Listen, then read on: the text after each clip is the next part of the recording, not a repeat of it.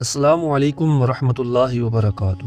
معزز دوستو، انسانی تاریخ ایسے واقعات سے بھری پڑی ہے جو ہمارے لیے صرف کہانی نہیں بلکہ عبرت کا سبق ہے۔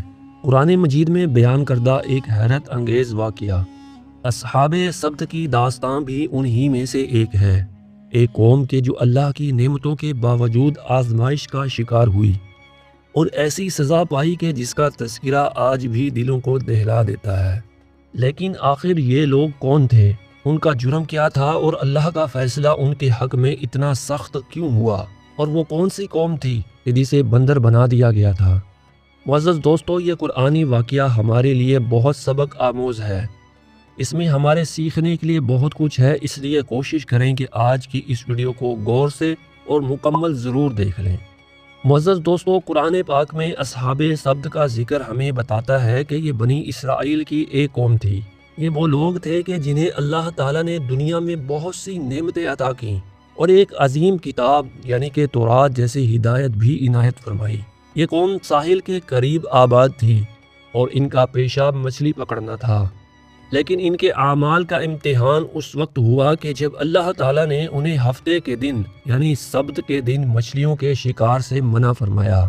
مفسرین کے مطابق سبت کا دن ان کے لیے ایک عبادت کا دن مقرر کیا گیا تھا، لیکن یہ کوئی معمولی پابندی نہ تھی، یہ ایک امتحان تھا، اور ایسے امتحانات صرف قوموں کے اصل چہرے کو بے نقاب کرنے کے لیے دیے جاتے ہیں۔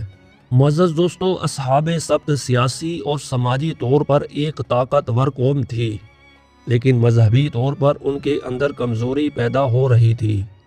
سمندر کے قریب رہنے والی یہ قوم اپنی روزمرہ زندگی میں سمندر پر ہی انحصار کرتی تھی۔ ہفتے کے 6 دن انہیں مچھلیاں پکڑنے کی اجازت تھی، لیکن ہفتے کے 7ویں دن یعنی ہفتے والے دن اللہ نے انہیں عبادت کے لیے وقف کرنے کا حکم دیا تھا۔ دلچسپ بات یہ تھی کہ سبت یعنی ہفتے کے دن ہی سمندر مچھلیوں سے بھرا ہوا ہوتا تھا، لیکن اللہ کا حکم یہ تھا کہ وہ ان مچھلیوں کا شکار نہ کریں۔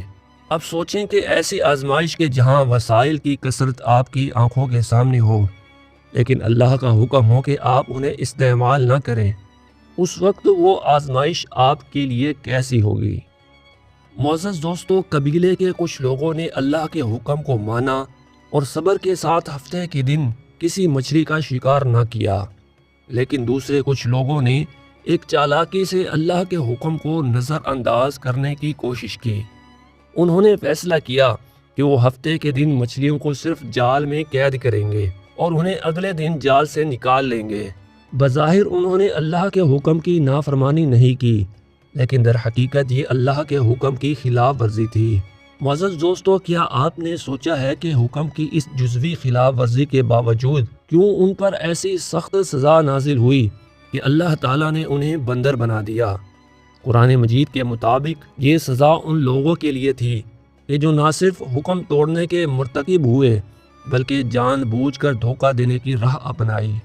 معزز دوستو، اصحاب سبت کی یہ کہانی محض تاریخ کا ایک واقعہ نہیں ہے، بلکہ یہ اس بات کی یاد دہانی ہے کہ اللہ کے احکامات کے سامنے دھوکہ دہی بہت بڑا گناہ ہے، اور آج بھی جب ہم اللہ کے کسی حکم کی خلاف ورزی کرتے ہیں اور اسے معمولی سمجھتے ہیں، تب ہم بھی وہی غلطی دہراتے ہیں جو اس قوم نے کی تھی۔ یہ صرف ایک قوم کی سزا نہیں بلکہ ایک آئینہ ہے جس میں ہم سب اپنے اعمال کو دیکھ سکتے ہیں۔ اگر ہم اپنی زندگی کے سبت کے دن کو پہچان لیں، یعنی وہ لمحات کے جب ہم آزمائش سے گزر رہے ہوں، تو شاید ہم بھی اپنے فیصلے بدل سکیں۔ معزز دوستو، اب ہم اس واقعے کی قرآنی آیات اور ان کی تفسیر کے بارے میں بات کریں گے، تاکہ یہ جان سکیں کہ قرآن کیسے ہمیں ان غلطیوں سے بچنے کا راستہ دکھاتا ہے۔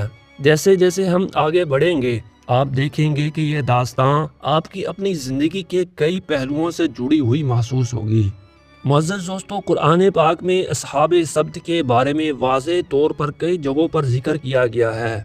سب سے اہم ذکر سورۃ الاعراف کی آیت نمبر 163 تا 165 میں ملتا ہے، جس کا ترجمہ کچھ اس طرح سے ہے: اور ان سے اس بستی کے بارے میں پوچھیں جو سمندر کے کنارے پر تھی، جب وہ ہفتے کے دن میں حد سے تجاوز کرتے تھے، جب ان کی مچھلیاں ان کے ہفتے کے دن سر اٹھائے ہوئے ان کے پاس آتیں اور جس دن ان کا ہفتہ نہ ہوتا وہ ان کے پاس نہ آتی تھیں۔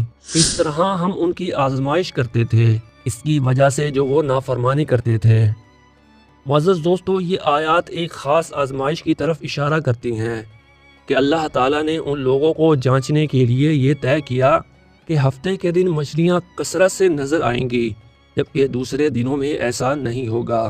معزز دوستو، قرآن یہاں ہمیں یہ یاد دہانی کرواتا ہے کہ اللہ آزمائش دیتا ہے تاکہ مخلص اور منافق کو الگ کیا جا سکے۔ بنی اسرائیل کو یہ علم تھا کہ اللہ نے سبت یعنی ہفتے کے دن کام سے منع کیا ہے، لیکن ان کا رد عمل اللہ کے حکم کے بالکل خلاف تھا۔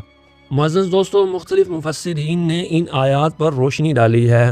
امام رازی اور طبری جیسے مشہور مفسرین کے مطابق یہ ایک اخلاقی امتحان تھا، اور ان کے لیے آزمائش کی نوعیت یہ تھی کہ مچھلیاں پانی سے باہر آ کر خود کو ان کے قریب کر دیتی تھیں۔ یہ اللہ کی طرف سے دی گئی واضح نشانی تھی کہ ایمان والوں کے دل میں صبر اور اللہ کے حکم کی تعظیم کتنی ہے۔ جمہور مفسرین کے مطابق اس واقعے کے دوران اس بستی کے لوگ 3 گروپوں میں تقسیم ہو گئے تھے۔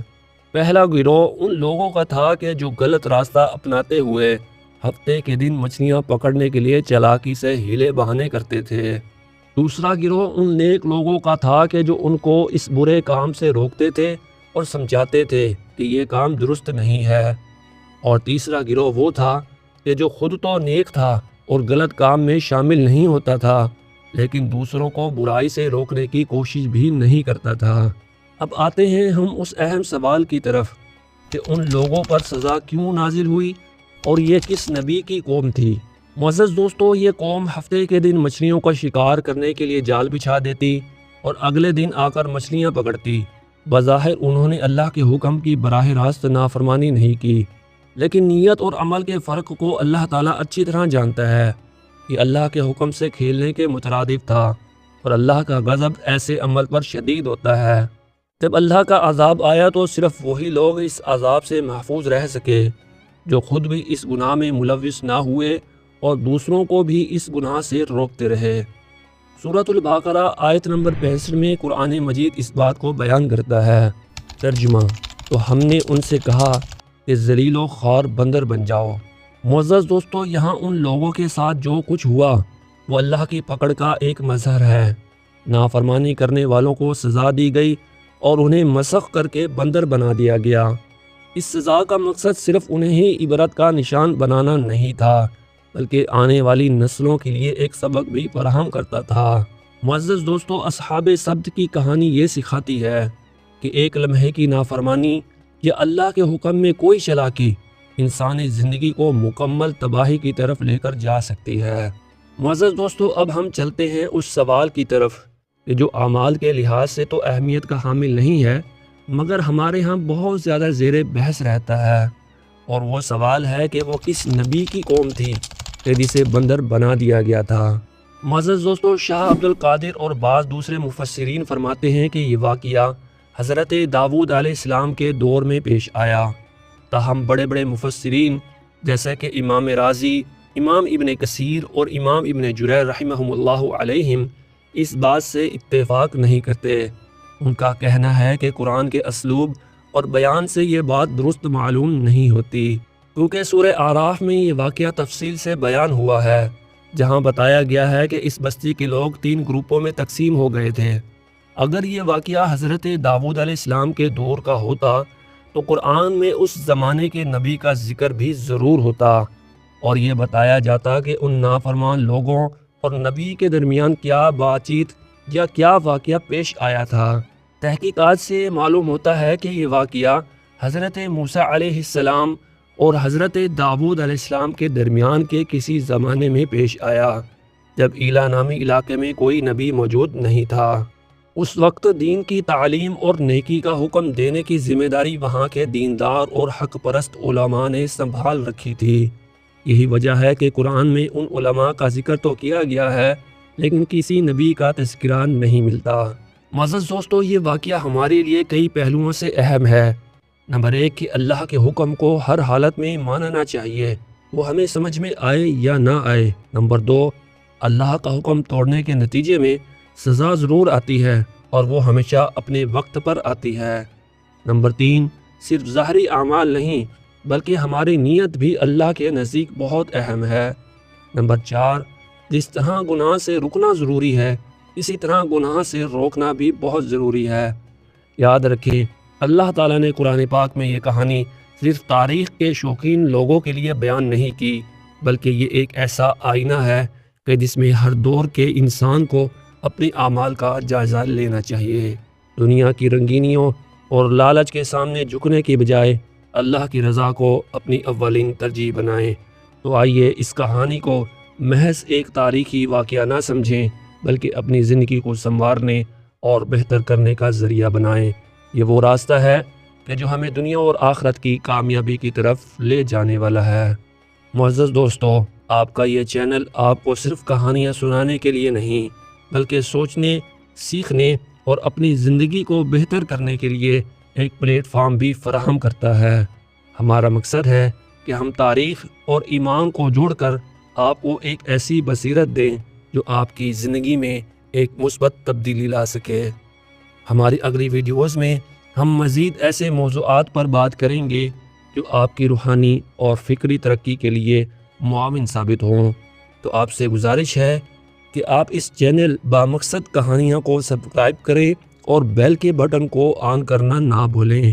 ہماری کوشش کو آگے بڑھانے کے لیے اس ویڈیو کو ایک لائک اور دوسروں کے ساتھ شیئر ضرور کریں اور کمنٹ میں اپنی قیمتی رائے ضرور درج کیا کریں، اور یاد رکھیں کہ اللہ کی طرف بڑھایا گیا ہر قدم آپ کی کامیابی کی منزل قریب لا سکتا ہے۔ تو ملیں گے اگلی ویڈیو میں، تب تک کے لیے اجازت دیجیے۔ اللہ حافظ۔